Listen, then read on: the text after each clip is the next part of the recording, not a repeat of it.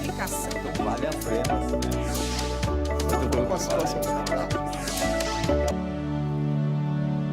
Cada vez mais comuns, os congestionamentos aumentam o tempo de viagem no transporte público, reduzem a capacidade e a competitividade das empresas e prejudicam os serviços públicos.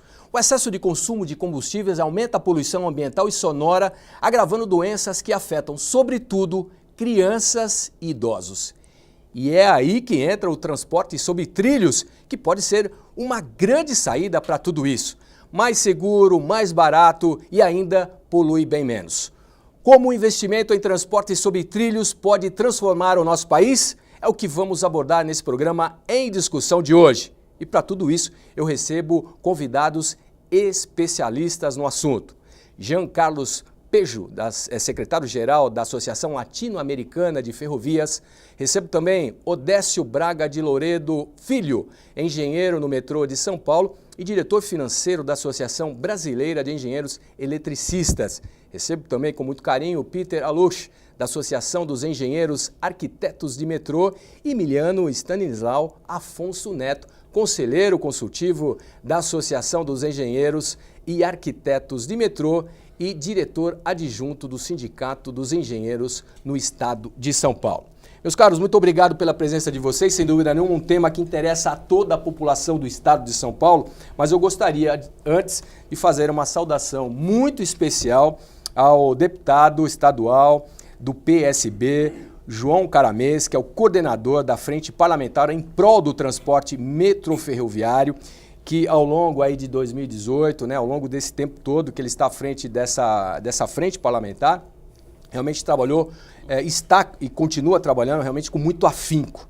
Carlos Pejo, secretário-geral da Associação Latino-Americana de Ferrovias, o senhor praticamente participou de quase todas as reuniões, né? Qual o balanço que o senhor pode fazer em relação aos trabalhos no ano que passou, 2018? Seja bem-vindo. Primeiro, é uma grande satisfação poder estar falando com o povo de São Paulo sobre o transporte de trilhos. E a Frente Parlamentar teve uma participação que eu entendo muito importante para o nosso Estado. Uma das bases das primeiras reuniões que discutimos e que foi muito bem assimilada pelo deputado João Caramês é o protagonismo do Estado de São Paulo com relação ao transporte sobre trilho. Durante a nossa conversa, seguramente, nós vamos abordar um pouquinho mais esse tema.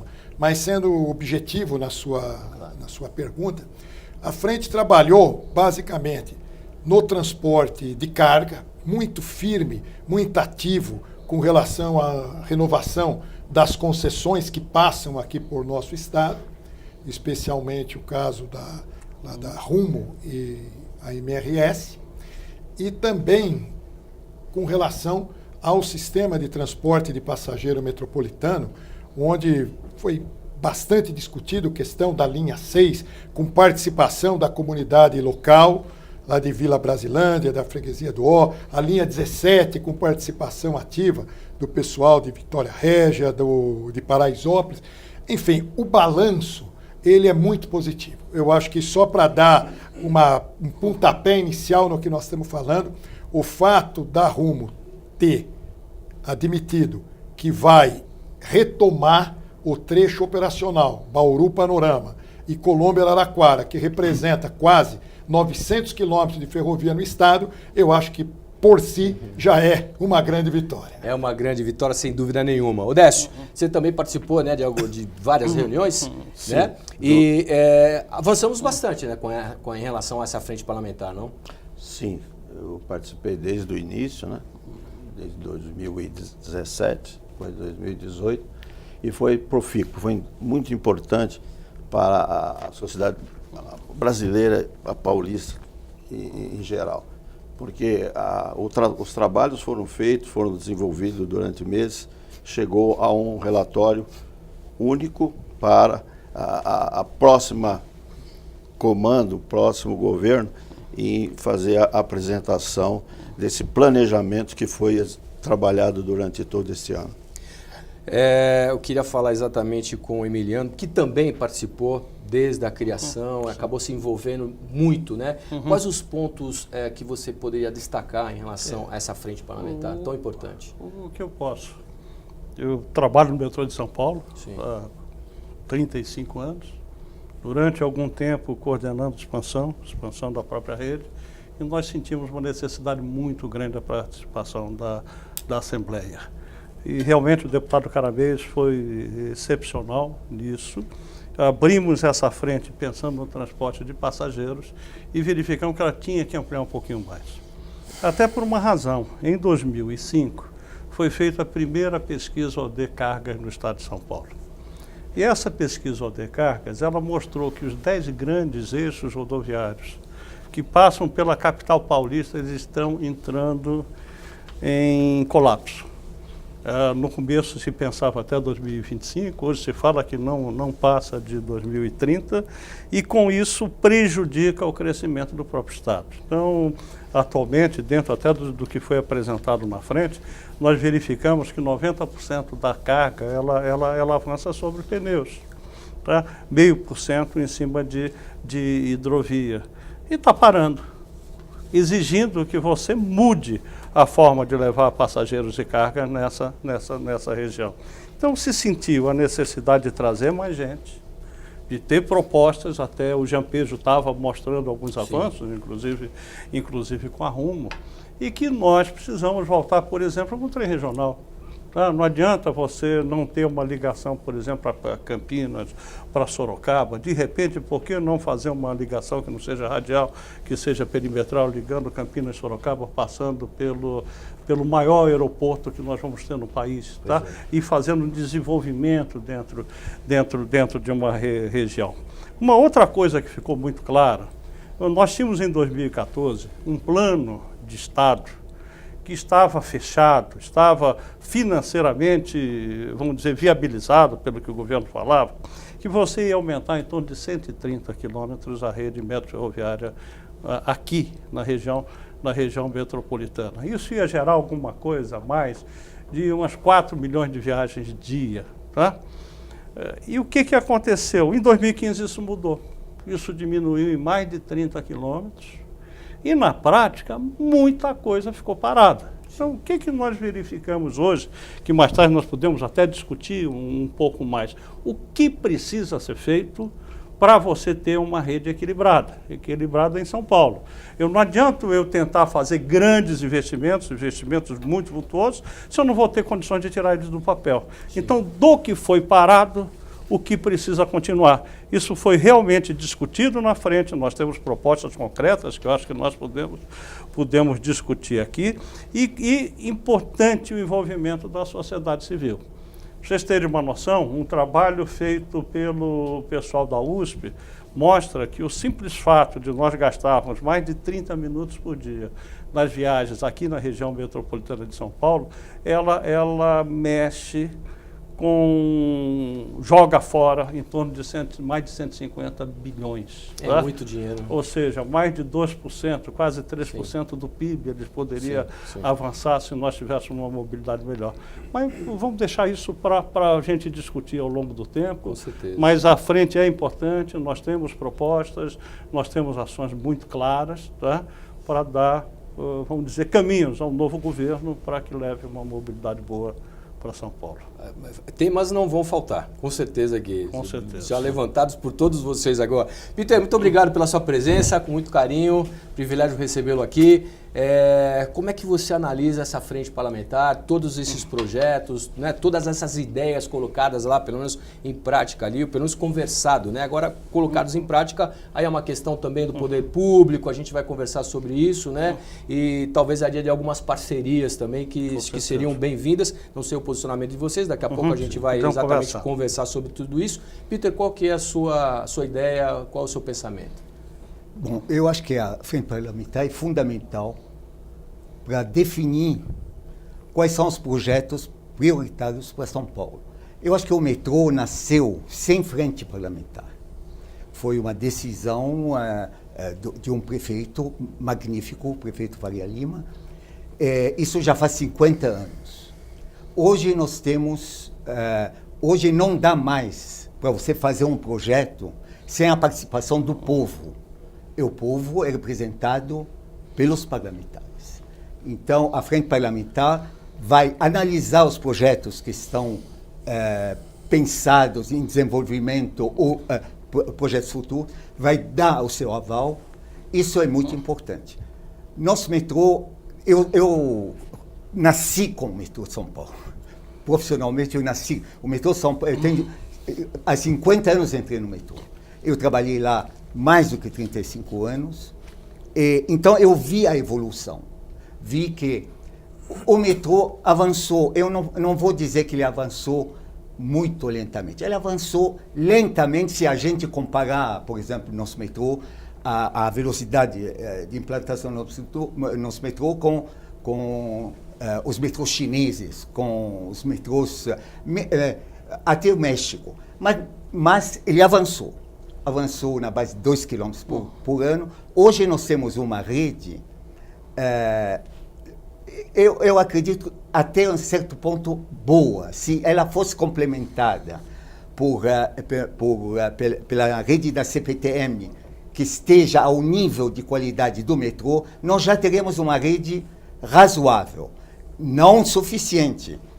Como diz bem o Emiliano, ela está desequilibrada.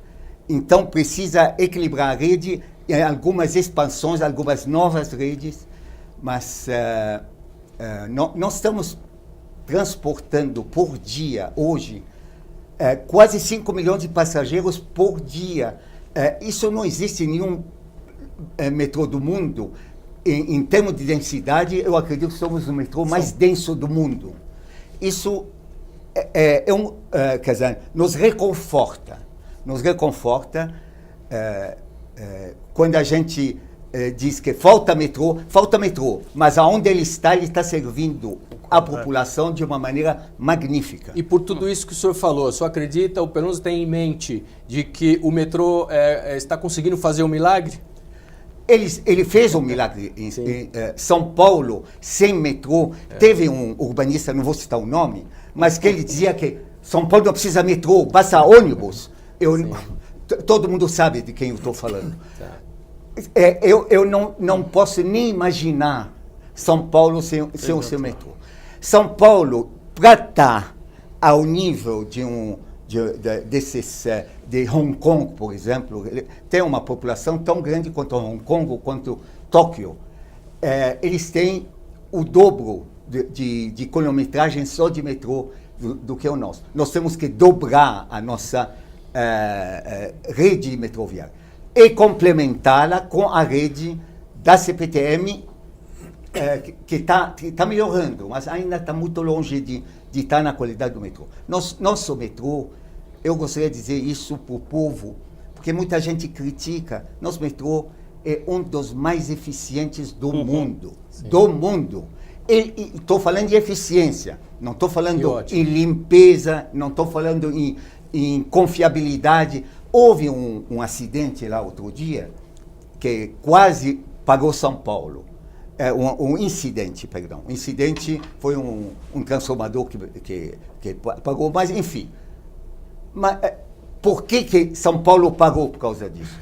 Primeiro porque São Paulo sem metrô não vive. E por que pagou? Porque nós não temos, como o metrô de Paris, como o metrô de Londres, como o metrô de Nova York, linhas paralelas. Se uma tem problema, aí a população, os passageiros se distribuem nas outras linhas. Isso, infelizmente, ainda nós não temos. Vamos chegar lá, estamos chegando lá. Entendeu? Sim, sem dúvida nenhuma. Jean, eu queria entrar nesse assunto e nós conversávamos, antes de entrarmos aí no programa, sobre o complexo de vira-lata que o brasileiro tem. E o senhor é um profissional, um homem que realmente, seguramente, tem uma experiência muito grande, até internacionalmente. Que avaliação que o senhor pode fazer exatamente do metrô de São Paulo, especificamente, em relação ao resto do mundo, do planeta? O Peter colocou bem essa questão sobre a rede do metrô de São Paulo, a qualidade de serviço.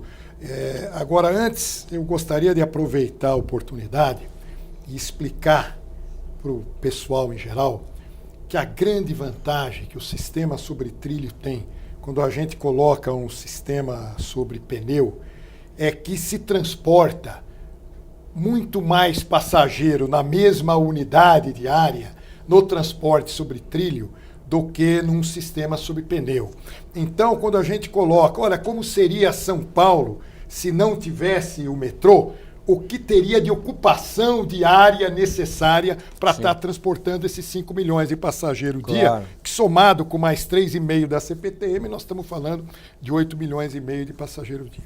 Mas tendo aproveitado essa oportunidade, porque muita gente pergunta por que a ferrovia, por que o metrô ele tem essa grande vantagem. Imagina um espaço que você tem um sistema operando, já nem digo só o metrô, coloca o sistema de VLT, em que o espaço não é todo utilizado para o transporte, que você pode fazer ciclovia, fazer um jardim ao lado, que melhora a qualidade de vida.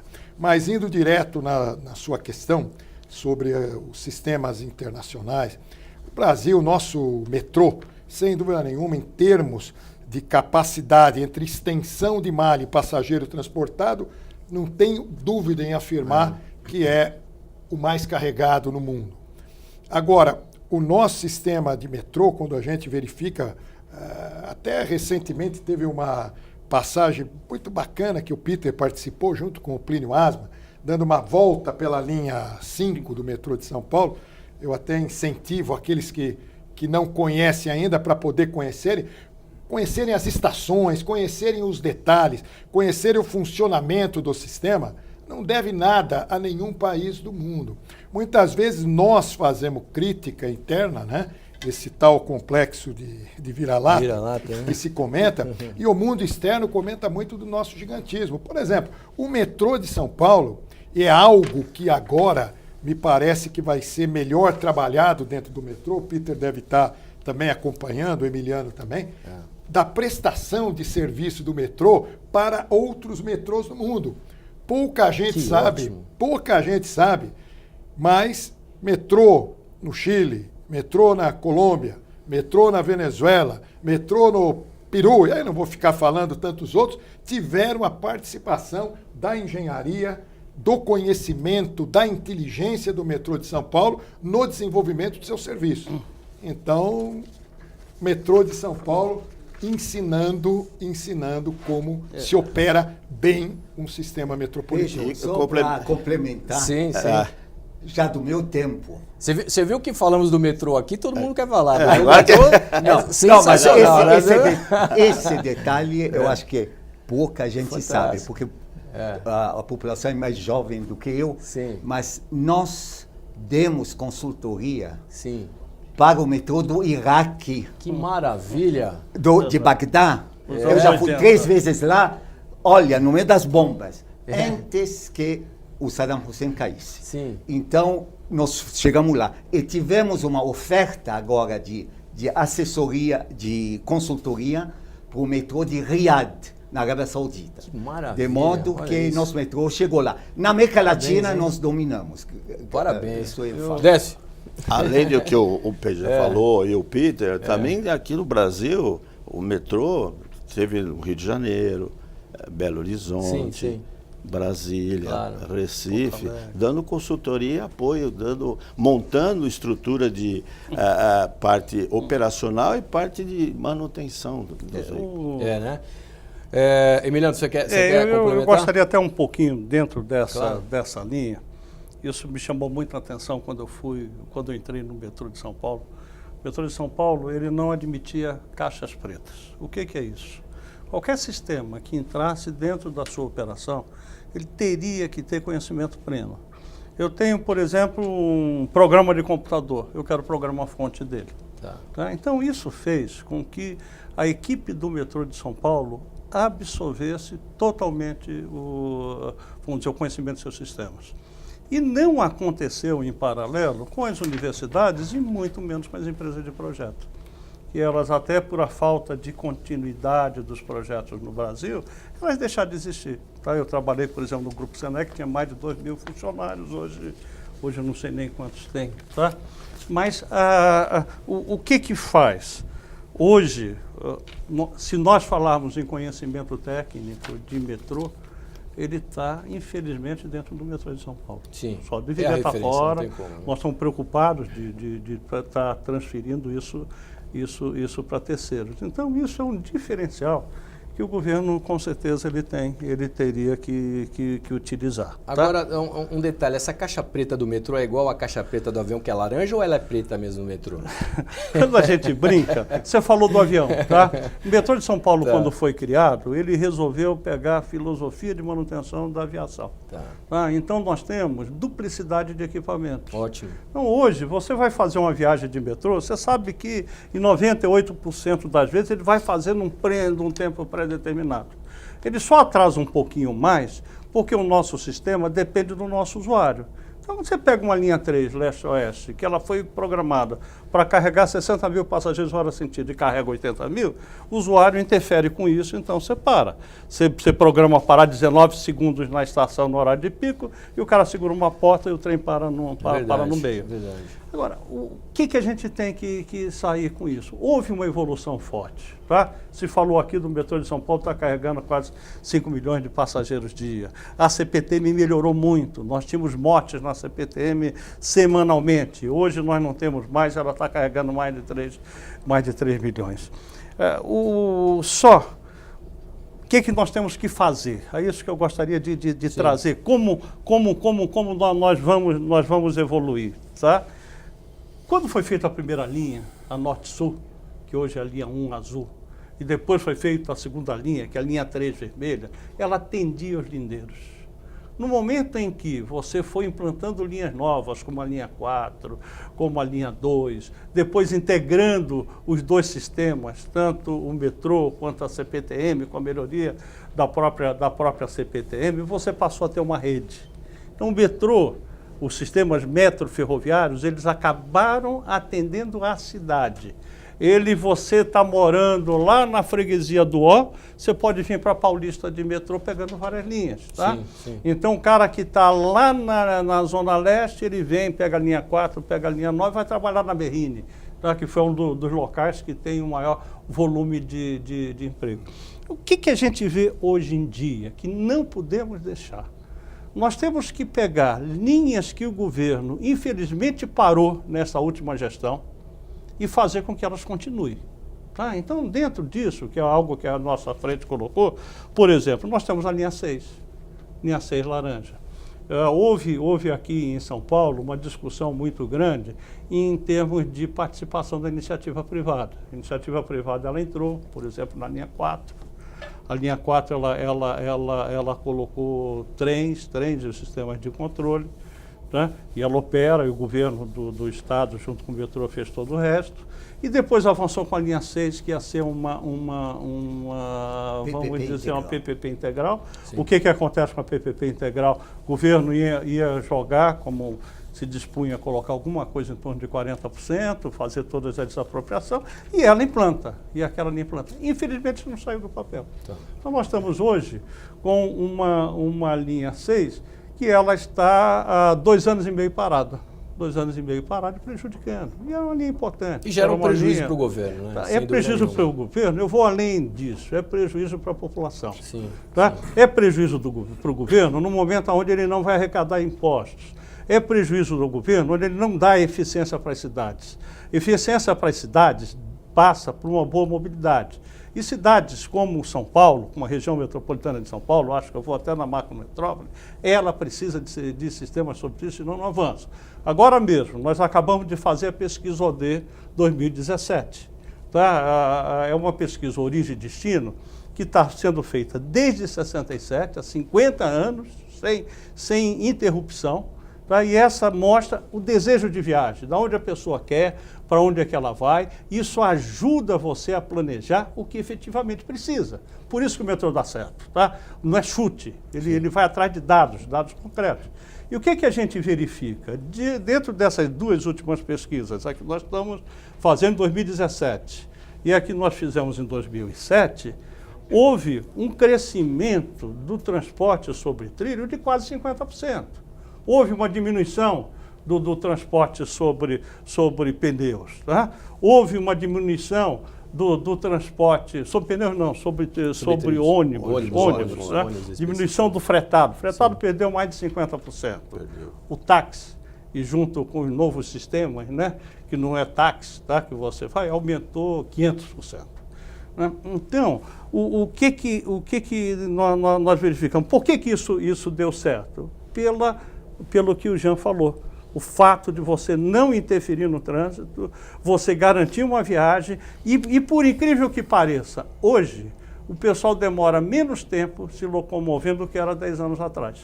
Né? Por que esse menos tempo? Porque mudou o local de moradia. Eles vieram para a zona central porque não conseguem mais morar fora. Precisamos expandir. Então precisamos expandir. Com certeza. E a expansão, nós temos aqui a proposta da linha 6, que ela tem que sair do papel, aproveitar o fato da caducidade, porque ela está 2 anos e meio parada. Vamos falar sobre esse tema no segundo bloco? Vamos. Esse é um tema importante, né? Caducidade é importante. A caducidade realmente é importante, é um tema que merece a atenção de todos vocês e a gente volta no segundo bloco com esse tema tão relevante, principalmente para a população. Muito obrigado pelo seu carinho, pela sua audiência. Não sai daí, o programa Em Discussão volta já já.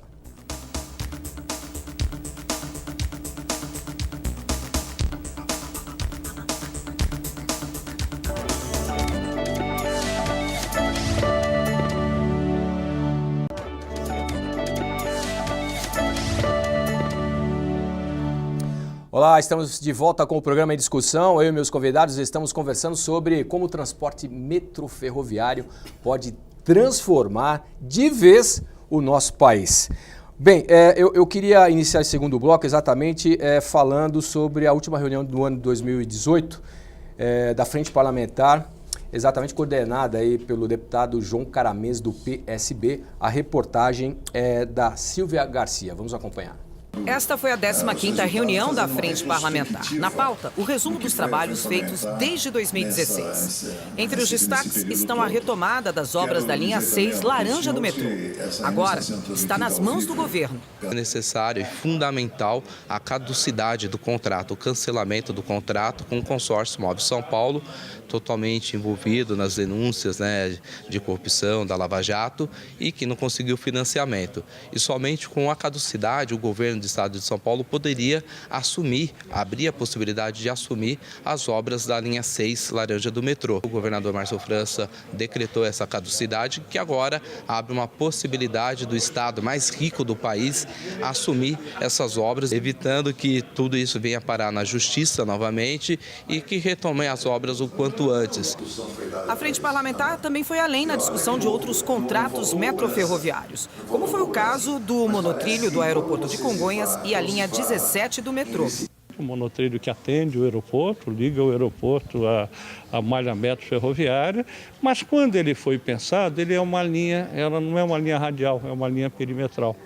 É uma linha que liga a linha 4, liga a linha ali na região do Morumbi, liga a linha 9, que é a ferrovia que passa, depois liga a linha 5, vai até o aeroporto e de repente vai até o Jabaquara. Para o presidente da Frente Parlamentar, a crise estabelecida com a greve dos caminhoneiros deixou claro que São Paulo precisa retomar a expansão sobre trilhos e até rios. Em maio nós tivemos aqui uma demonstração de como é difícil o dia que esse sistema resolver paralisar os caminhoneiros.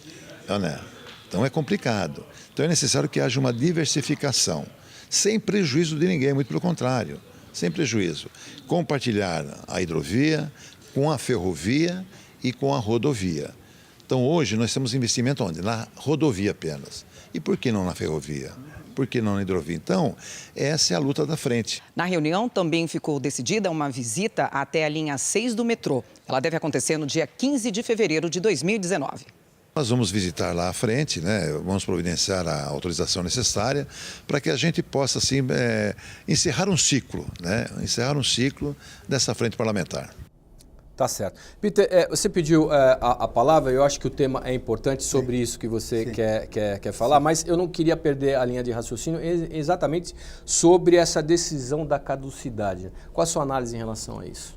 Olha, discutimos bastante essa questão, inclusive tivemos a oportunidade, o Emiliano participou também, chefiados aí, liderados pelo deputado Caramês, e conversando com o Márcio França, levando os argumentos que chegaram até essa decisão de que o melhor caminho era a caducidade. Ontem saiu uma notícia, todos devem ter acompanhado, numa entrevista do governador eleito, dizendo que iria revogar essa caducidade. Eu quero crer, e nós, em geral, queremos crer, que não seja uma revogação definitiva, seja sim uma revogação para analisar as questões e tomar as atitudes que sejam as mais adequadas. De todo jeito, o que nós podemos colocar, que eu até me antecipo em falar, eu sei que todos os meus colegas que estão aqui vão concordar com o que eu estou dizendo, de que a nossa posição das várias entidades, associações que defendem uma melhoria na qualidade do transporte, da mobilidade aqui em São Paulo, vamos levar o governador e a sua equipe de que a melhor solução realmente é da caducidade. Então, isso é uma posição que o grupo já tomou, se estudou, não foi algo decidido assim de última hora, foi muito bem pensado e claro que o governador eleito tem esse direito, talvez até a obrigação, de avaliar como que esses termos foram feitos para que ele possa imprimir dentro da marca que ele pretende governar o Estado. Mas com certeza entendemos que vai nos ouvir e essa questão da caducidade deve seguir o caminho que o nosso colega lá da Vila Brasilândia citou aqui no próprio filme que mostrou agora há pouco, dizendo da importância dessa caducidade. Então, acho que essa posição é importante até pelo aquilo que foi colocado ontem, que dá muita margem de interpretações, né? A interpretação, ela é terrível, né? Sui generis. Odécio, você compartilha da mesma ideia? Sim, da mesma filosofia, porque fizemos um trabalho, como eu falei anteriormente, durante o ano de 2018, e a linha 6, ela estava parada já há 2 anos. Então agora tem que tomar uma iniciativa, fazer um planejamento e o próximo governo pôr para construir, montar toda uma estrutura. Pode ser os funcionários que são capacitados do metrô em tocar essa obra. Miliano. Eu também. E eu até levantaria algo a mais, tá? Houve uma reunião específica para tratar do problema da linha 6. Sim. Quem trouxe uma apresentação foi o governo do Estado, tá? Através da comissão que acompanha isso, e a proposta deles era em prol da caducidade. Tá? Ele tem uma série de argumentos, mostraram os recursos que tem, e isso é o que o Jean falou. Tá muito claro no grupo, e nós teríamos que defender isso junto ao novo governo, tal, mostrando o que nós entendemos ser o melhor caminho. Com certeza. Peter, eu vou te dar a palavra agora. Exatamente o que você queria falar. Você quer falar sobre a caducidade também? Eu quero falar de uma maneira mais abrangente. Claro. Sobre as concessões. Isso, as concessões. Até porque, só para pegar esse gancho, que no primeiro bloco, Miliano falou, inclusive, sobre as caixas pretas, eu queria baseado nisso, né? Quando ele falou de caixa preta, ele falou de tecnologia. Claro. Reservada, tecnologia. E eu vou ligar isso que ele falou com as concessões que estão sendo feitas. Eu quero dizer, logo de início, eu não sou contra as concessões, sou a favor das concessões, porque é o caminho que o mundo está trilhando, o caminho que o governo do Estado decidiu trilhar, acho que está acertado. Agora, precisa saber como se faz essa concessão. Falando de caducidade, por que aconteceu isso? Porque se fez uma concessão PPP integral, sem antes analisar com profundidade o que significa entregar para a empresa privada, fazer toda a construção e depois operar. Tecnologia é uma coisa muito complicada. Quando Emiliano falou de caixa preta, é que o metrô adotou de conhecer a tecnologia nos seus mínimos detalhes, coisa que o metrô do México não faz, coisa que nenhum metrô faz. Nós, na primeira linha, quando veio uma tecnologia nova da Westinghouse, que ninguém conhecia, era a primeira vez que se colocava essa tecnologia de sinalização no metrô de São Paulo e em BART, São Francisco, nós vamos entrar, nós abrimos as caixas pretas. Dominamos essa tecnologia a tal ponto que houve um problema lá que o BART, São Francisco, não soube resolver e nós, os técnicos do metrô, conseguiram resolver e aí nós tivemos o primeiro metrô operando automaticamente do mundo. Sim. Então, eu fico preocupado com essa tecnologia que está na cabeça dos metroviários, que está no modo de atuar do metrô São Paulo, que está na manutenção. Com essas concessões, essa tecnologia não passa. Então, ela vai se diluir, essa tecnologia.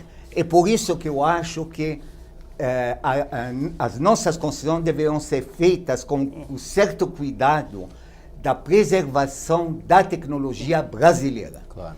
Para não depender no futuro, essas concessionárias, elas estão a fim de operar, ganhar dinheiro, está tudo certo. Entende? Elas não estão preocupadas em desenvolver tecnologia metroviária como o metrô São Paulo estava preocupado. Ótimo. Então, isso me preocupa muito de achar um modo, espero que o novo governo vai achar esse modo, de como preservar a tecnologia no metrô de São Paulo, independente do modo de concessão que for dado. Muito bem. Eu gostaria de falar um pouco nisso. Tá?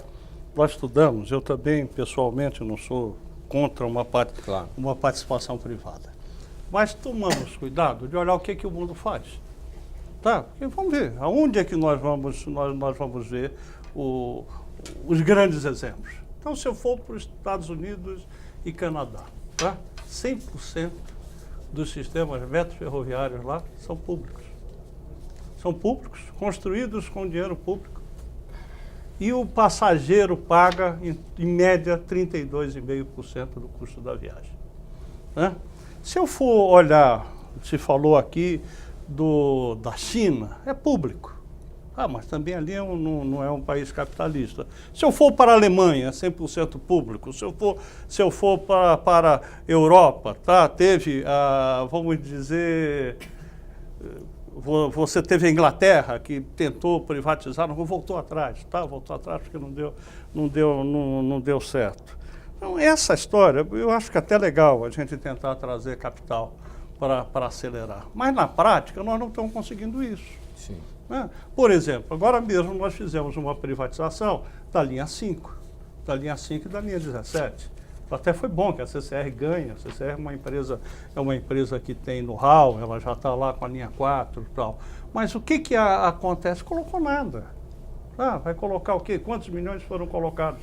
É um investimento de bilhões, que passa de 20 bilhões, chega a 25 bilhões, e você não colocou nem meio milhão em cima disso. Então, se você quer acelerar, não é por aí.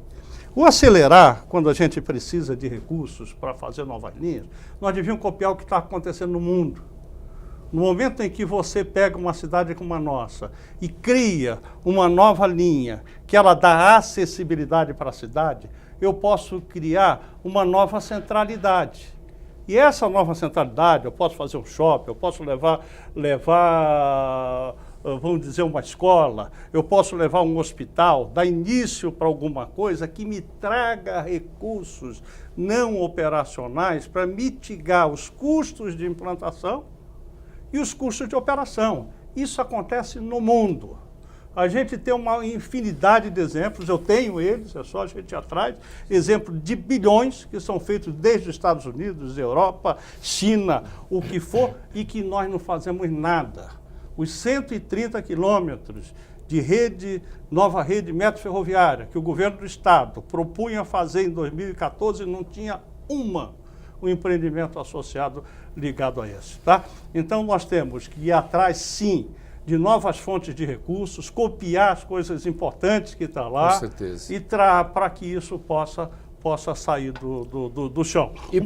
Diga. Não, você quer uma outra coisa que a gente faz, por exemplo, Estados Unidos. Estados Unidos ele vai fazer um empreendimento. Ele olha a área de influência direta, que está junto desse empreendimento. Ele vê o montante de impostos que aquilo vai gerar, está gerando antes do empreendimento. pega o diferencial disso e durante alguns anos esse diferencial ele vem para ajudar a mitigar os custos do investimento. Ou seja, ele parte do princípio, se não fizesse aquilo, aquilo não tinha. Tá? E isso os bancos de fomento, tipo o BNDES, aceitam como garantias. Tá? Então nós temos que inovar, nós temos que copiar o que há de positivo no mundo para que a gente efetivamente avance do que a gente está criando algo novo, que de repente nós estamos imitando a Argentina. A Argentina lá fez uma privatização, tá? Sem coisa e não avançou. Estatizou tudo. Estatizou tudo outra vez. Aqui, nós ainda não conseguimos sair do chão. Se você permitir, Emiliano, eu concordo que o metrô, quer dizer, o governo precisaria ver a sua política de investimento através dessas externalidades. Quer dizer, construir uma linha num trajeto onde vamos dizer, a valorização imobiliária essa reverter para o metrô. Mas eu só gostaria de citar que tem países, por exemplo, mesmo em Tóquio, mesmo na Coreia, tem linhas que são privadas, linhas de metrô que são privadas, e tem linhas de metrô que são públicas. Isso é até bom. Sabe por quê? Porque a pública tem que olhar como que está se comportando a privada e vice-versa, para o serviço ter um contraponto, uma referência. Tá certo. Eu preciso dar uma acelerada aqui, eu preciso falar sobre obras emblemáticas em São Paulo. Vamos ser sucinto, porque assim, existem muitas coisas legais acontecendo e que podem acontecer. Uma delas, sem dúvida nenhuma, é essa articulação até o Aeroporto Internacional de Guarulhos. Inclusive, o governador João Dória afirmou que existe a possibilidade de negociar aí com a concessionária que administra o aeroporto de Guarulhos uma nova estação da linha 13. Como é que o senhor, com bons olhos, ótimos olhos, né? Isso daí, na realidade, é algo que a gente tem batido muito. Sim. O protagonismo do Estado de São Paulo, o tamanho do Estado de São Paulo, a importância do Estado de São Paulo, não podia permitir que a Infraero não deixasse que o trem chegasse até o aeroporto. Tá. Eu acho que essa posição que o governador eleito apresentou também ontem é fundamental.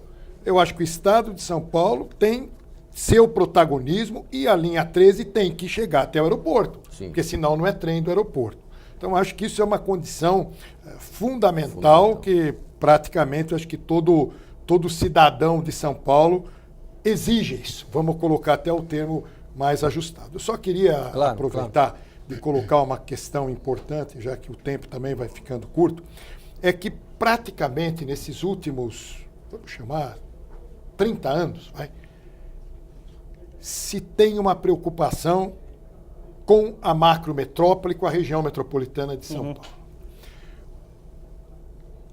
Aí é até duro de falar, mas vira o restante do Estado. Sim. Porque a gente verifica que fora da macrometrópole, poucos são os investimentos realizados, principalmente quando a gente discute logística. Isso. A velocidade da carga está cada vez menor.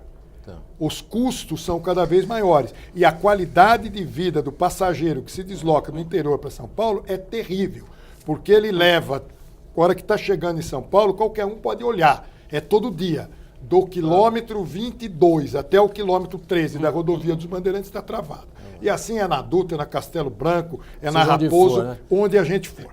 Então é fundamental, e a gente tem batido nesse ponto com o governo, temos também levado essas ações para o novo governo que assume agora no ano 2019, de que nós precisamos olhar em termos de desenvolvimento regional e a logística é consequência disso, principalmente para a região oeste, sudoeste e noroeste do estado.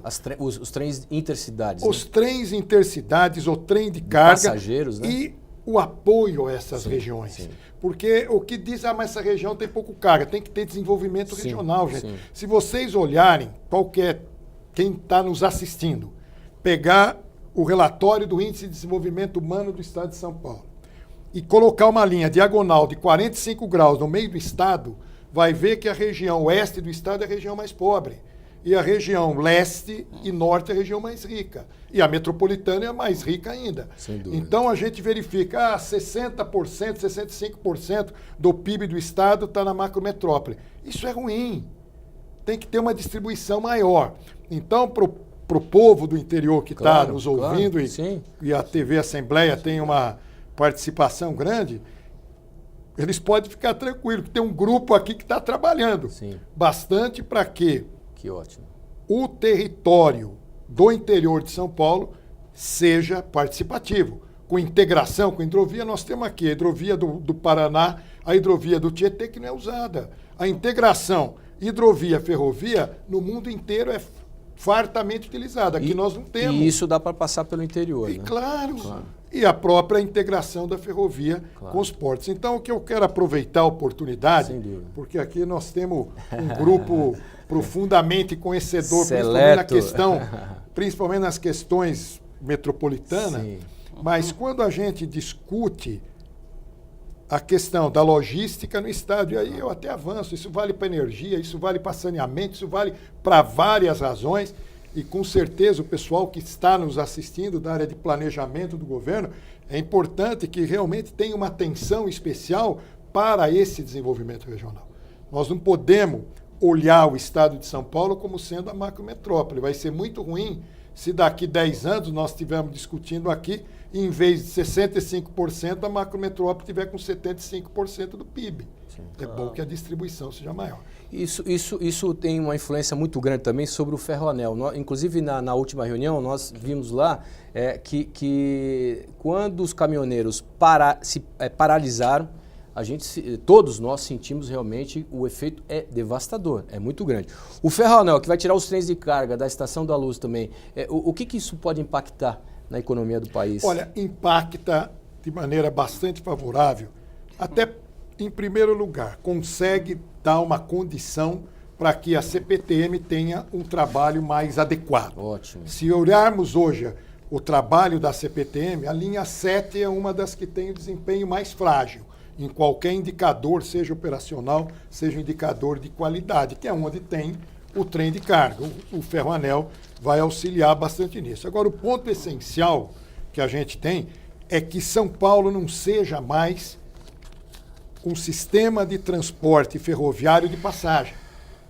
Praticamente 92% da carga que é transportada no estado de São Paulo é por caminhões.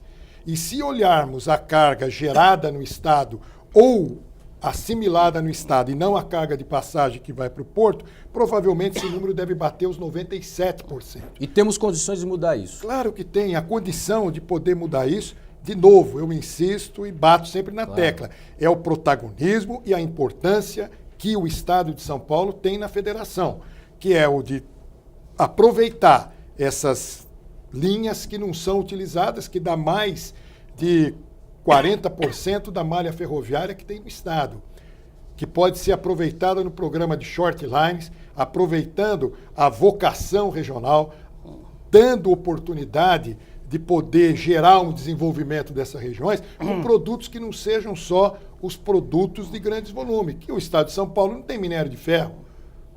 A grande produção de soja, de milho, está no centro-oeste. Então, nós estamos sendo passagem. E tendo uma malha ferroviária muito boa, uma questão industrial mais forte da América Latina é São Paulo, é o estado de São Paulo. E, no entanto, se tiver outra greve dos caminhoneiros, vai de novo impactar. Não tem uma ação que esteja sendo feita dentro do objetivo de poder minimizar esse efeito. Para dizer que não tem nada, o estudo que está sendo desenvolvido pela DB alemã, da Deutsche Bundesmann, aqui no estado de São Paulo, para promover esse estudo logístico do estado na macrometrópole, é um avanço. Mas nós temos que, além da macrometrópole, atender todo o estado de São Paulo. Então, eu agradeço muito ter tido essa oportunidade. Claro. Peço desculpa para os meus colegas de ter tomado esse tempo até um pouco mais do que esperava, porque essa é a grande oportunidade que nós temos de mostrar para o povo do interior do estado de São Paulo que eles estão assistindo. Tem um grupo que está trabalhando aí para defendê-los bravamente. E gostaria de agradecer, o programa está chegando ao final, a todos vocês. É um tema muito importante, sem dúvida nenhuma, que vocês continuem fortes e ativos nessa frente parlamentar agora nesse ano de 2019. E esse é um tema tão relevante, tão importante, que a gente, sem dúvida nenhuma, voltaremos a discutir. É um programa para 2, 3 horas. Muito obrigado pela participação de todos e a você também. Muito obrigado pelo seu carinho, pela sua importante audiência. Continue com a programação da nossa TV Alesp e até o próximo programa.